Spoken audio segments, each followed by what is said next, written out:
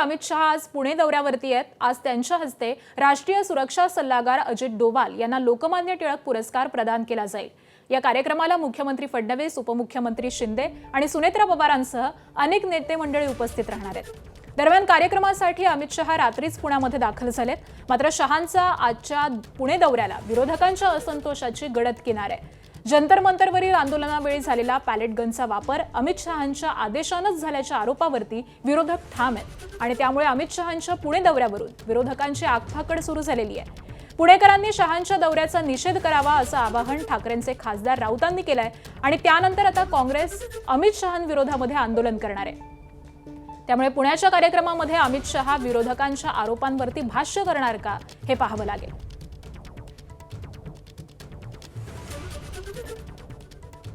केंद्रीय मंत्री अमित शहांच्या पुणे दौऱ्याला काँग्रेसनं विरोध दर्शवलाय। पुण्यामध्ये आज काँग्रेस आंदोलन करणार आहे।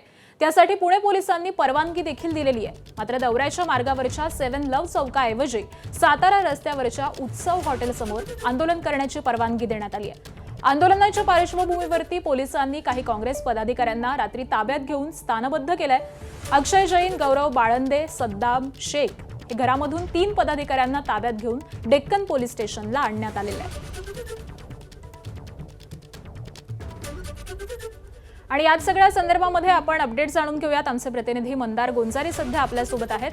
मंदार, आपण पाहतोय आज या कार्यक्रमासाठी अमित शहा पुणे दौऱ्यावरती आहेत। त्यांचा हा दौरा कसा असणार आहे आणि एकूणातच काँग्रेसच्या आंदोलनाच्या पार्श्वभूमीवरती काय खबरदारी घेण्यात आली आहे?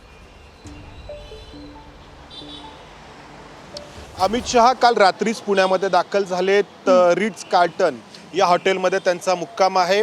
थोड्या वेळामध्ये उपमुख्यमंत्री सुनेत्रा पवार त्या ठिकाणी त्यांना जाऊन भेटणार आहेत आणि साधारणपणे 11:15च्या दरम्यान अमित शहा हॉटेलमधून निघतील आणि सर्वात आधी सारसबागेसमोर अण्णाभाऊ साठे यांचे जे स्मारक आहे, अण्णाभाऊ साठेंचा जो पुतळा आहे, तिथे अण्णाभाऊ साठेंच्या जयंतीनिमित्त पुतळ्याला ते अभिवादन करतील आणि त्यानंतर पुण्यातील जो पुरस्कार आहे अजित डोवाल यांना लोकमान्य टिळक पुरस्कार प्रदान करण्यात येणार आहे।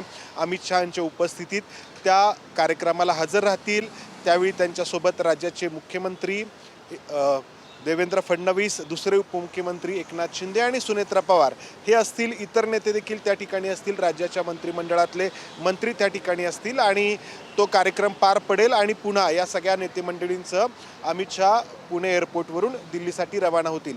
हा त्यांचा आजचा दिवसभरातला पुण्याचा कार्यक्रम असणार आहे।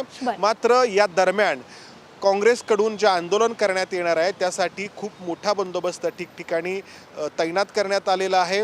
उत्सव हॉटेल चौकामध्ये काँग्रेसला आंदोलनासाठी परवानगी देण्यात आली आहे। काँग्रेसबरोबरच वंचित बहुजन आघाडीकडून देखील इथं आंदोलन करण्यात येणार आहे। त्याचबरोबर अमित शहांचा जो मार्ग आहे प्रवासाचा, या प्रवासाच्या मार्गावरती ऐनवेळी कोणी आंदोलन करू नये यासाठी पोलिसांनी खबरदारी घेतलेली आहे।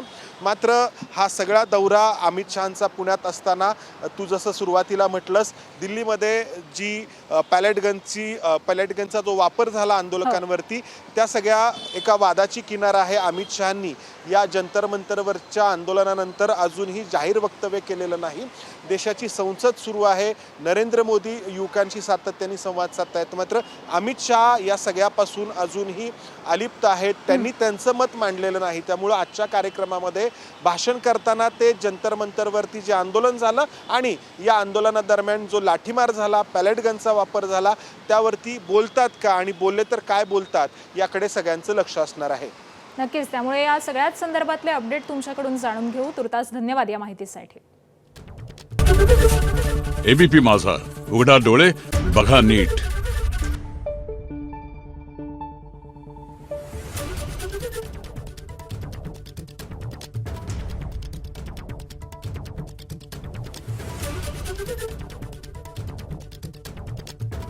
Thank you.